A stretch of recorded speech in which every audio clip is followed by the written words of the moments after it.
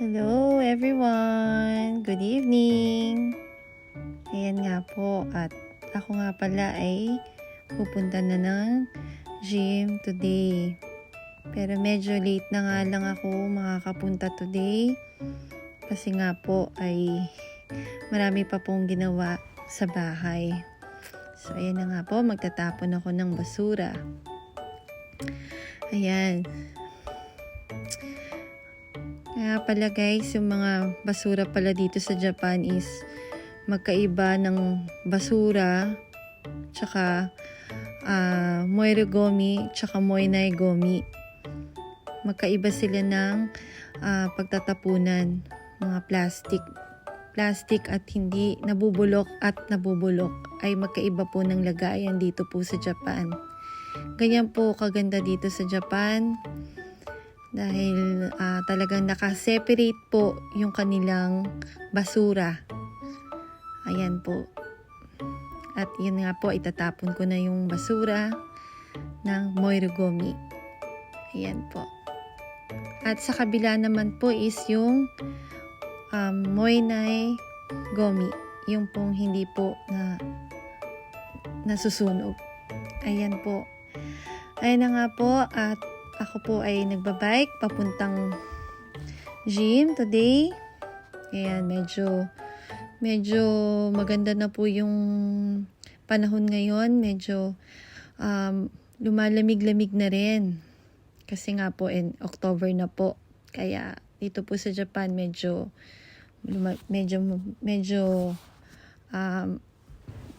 malamig na rin po yung simoy ng hangin.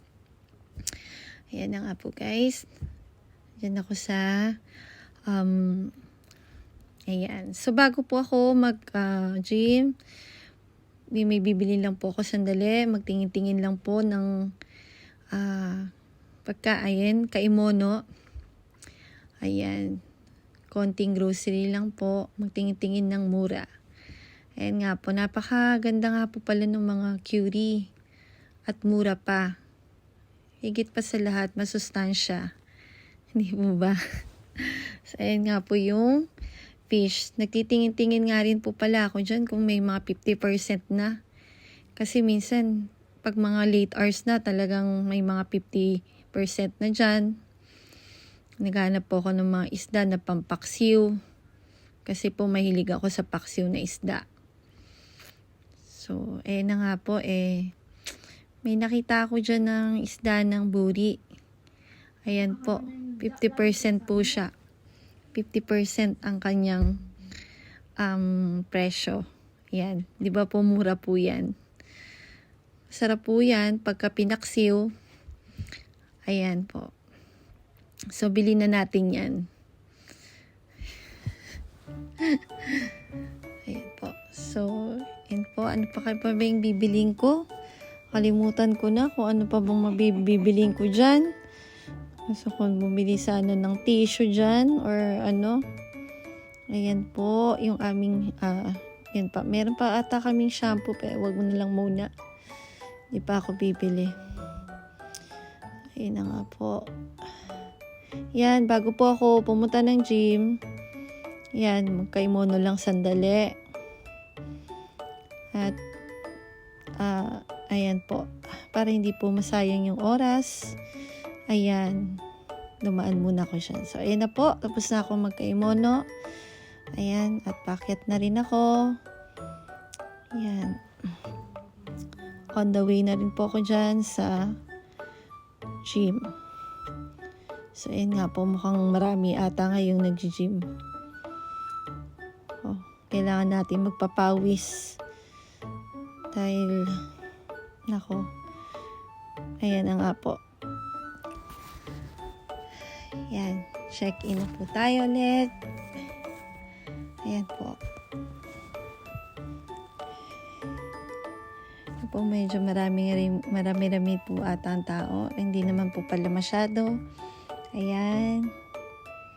So, ayan na nga po. Tapos na ako. Ang bilis po, di ba? Check out na ako. Ayan, tapos na rin po ako. At pauwi na rin po ako dyan. Ayan po. Pauwi na rin ako dyan. Yan, medyo ang sarap ng pakiramdam kasi yun nga po, medyo gumaan-gaan yung pakiramdam ko. Po yung aking jedensya. Yan, jedensya na parang sasakyan na namin dito sa Japan. Yan. Kasi kahit saan ka pumunta, kahit saan mamalengke, hindi na po mawawala sa amin yung bike dito kasi mas lako po at mas bendy po na nakabike na ganyan. Ibig sabihin po nun, mas okay yung nakabike kasi kaysa yung magsasasakyan ka pa. Dito sa Japan, puro bike kasi gamit namin dito eh. Hindi tulad sa Pilipinas, 'di ba po puro mga talaga.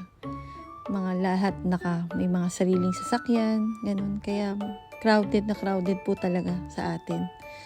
Dito po yan, medyo yung nakikita nyo naman po, hindi po siya ganun karami yung mga sasakyan.